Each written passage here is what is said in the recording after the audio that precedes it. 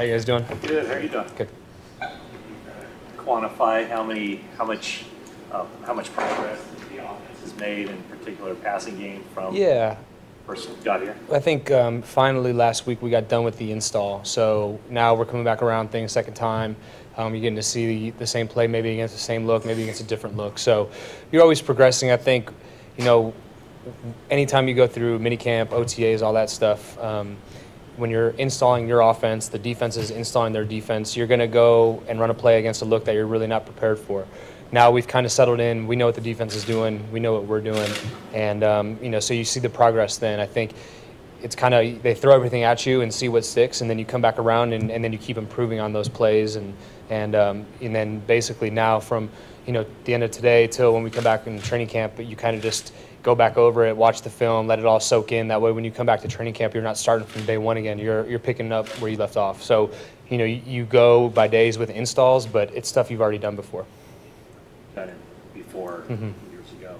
What is it? I mean, do you see this play fits with this play? This is what we're trying to make this play look like. Sure, and I've known that. I knew that from when I played with Kyle before, but now this time around I'm trying to see it through Kyle's eyes, whereas last time I was just trying to keep my head above water, just tried to know the play and run the play, whereas now with a little bit of background, I want to see it how he sees it, and I can definitely see where that's kind of starting to take place, but it's also there's so many different plays to see which ones he's trying to tie together, which is great.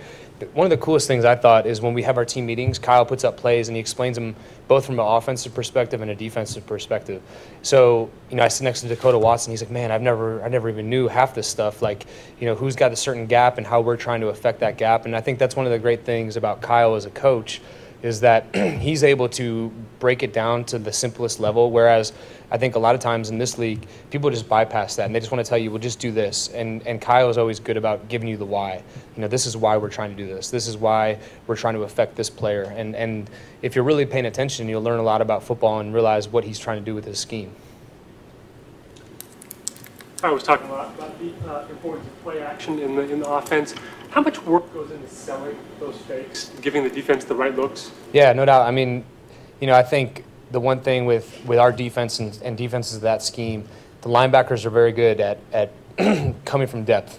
So I would say of all the defenses that we're going to go against, defenses who play the scheme that our defense play are going to be the toughest guys to get in play action because the linebackers are very disciplined. We obviously have a lot of great linebackers with Bo and Malcolm. Malcolm's played in the system before. He's really hard to get in play action, which has been good for us because the first guy is not always there. And, for us offensively, we just try to run the play like it's the run. The only thing is at that last second you pull the ball away and the O-line treats it the same way and try to get them. So it's been a good battle back and forth. We've got some. They've dropped underneath some. We've had to check it down. It's been a good test for both sides. There are nuances that the general fan wouldn't know about, something that you take for granted like that. Well, I think probably the general fan would think it's all between the running back and the quarterback, and I'd say the majority of it is done by the offensive line. When the offensive line comes off like it's the run, you can see times where we watch the film and the linebackers are reacting to them. They're not even looking at us. They're looking at the offensive line's intention, the fullback, the tight end. We just got to do the end part of it, which I think for us is you just treat it like the run, and the running back treats it like the run, and he rolls over it, and I pull it back. But I think a lot of the work is done up front. And you've been around some good defenses with the Browns that year, the Texans. Is this defense shaping up where they could be pretty good? Yeah, I think, first of all, you got players that can make plays. Secondly, you got a scheme that's very sound. It makes an offense play really honestly. And I mentioned the linebackers, but you look at the secondary. I've been really impressed with Jimmy Smith. I mean, this guy is playing the middle of the third from 12 yards deep and still being able to take away plays in the deep part of the field. And Eric Reed's playing that Cam Chancellor role really well. I mean, the D-line, obviously we don't have pads on, so it's hard to tell. But there's definitely times where even without pads, you're feeling pressure. I mean, they've definitely given us a test every day, and that's what you want. We talk about like iron sharpening iron.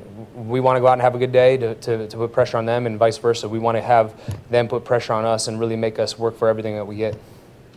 Is there anything you plan on doing over these next 5.5 weeks with your receivers? Yeah, we're going to get together and do a little thing. I think it is such a long period of time that you want to get together at least for some period, and we're aiming for right in the middle of when we leave and when we come back. So we'll get as many guys together as we can. You can't accommodate everybody. People are going from all across the country. So we're going to get together and get 3 days in and then come back ready to go, July 27th. Probably be around here?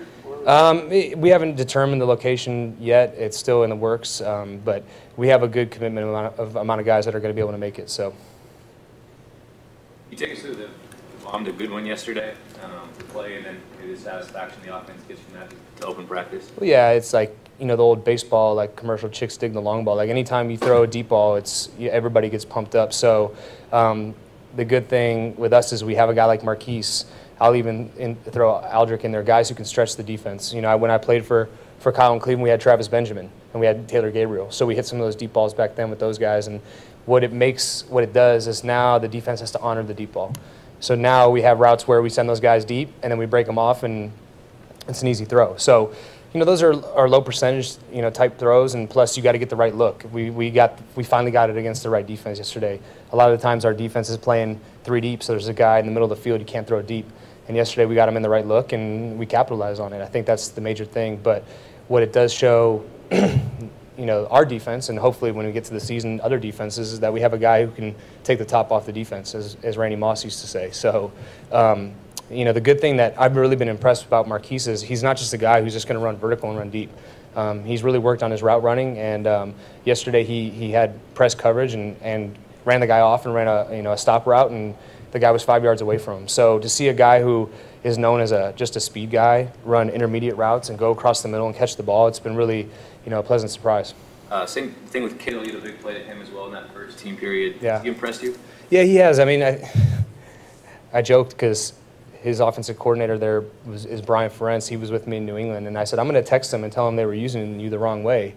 You think of Iowa, you think of these big, blocking tight ends.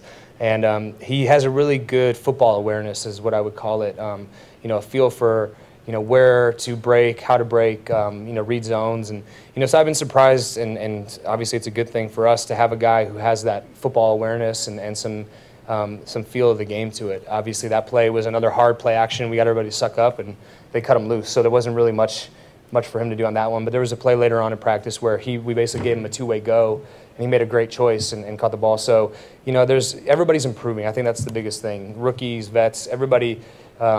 Now we're in, our last week. We've been running the plays, like I said before. Now you're coming back around, running some plays again, and it's improvement. Now every play is not great, but you learn from the bad ones, and you keep, capitalizing on the good ones. So your chemistry with your receivers is growing at about according to plan? Yeah, for sure. And that's why it's important for us to get together at some point between now and training camp. We've thrown a lot of footballs together, for over the last 9 weeks, whether it was phase 1, phase 2, in practice. Those are the reps that you get. So that's why I said, it'll be good. I'll take a week off from throwing. I won't throw for a whole week, and then I'll get back into a routine, and then I'll meet up with those guys, and then all of a sudden it'll be training camp, and I think we'll be right where we should be. Is it difficult with so much rotation going on along the offensive line? And how important is chemistry for you with the guy who's snapping you the ball? Yeah, the only time I ever notice is when the center comes in, because they let me know. Other than that, I'm thinking about the play. I'm thinking about what our offensive personnel group is. How many receivers we have in the game. So, other than when a new center comes in, I really don't ever notice it. I think those guys have all done a good job. Obviously, the interior guys rotating around all over the place, trying to configure the best 5 guys that you can get. And obviously, like I said before, there's no pads on, so. I mean, you can't really put much weight on that right now. It's kind of unfair for an offensive line when they can only do so much without really blocking people. So, like I said, I really only notice when Zuda or Barnes, when there's a center rotation, they let me know because each guy's a little bit different. I got to take the snap a little bit differently. There haven't been a whole lot of guys right now on this team among the wide receivers who've accomplished a whole lot.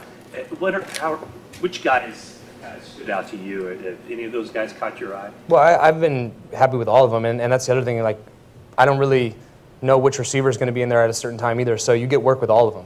You know what I mean? So I know you're saying Pierre is probably the most well-known, but really, and part of the reason I knew I wanted to come here was because of Kyle's offense. He's going to get guys open. It doesn't matter who they are.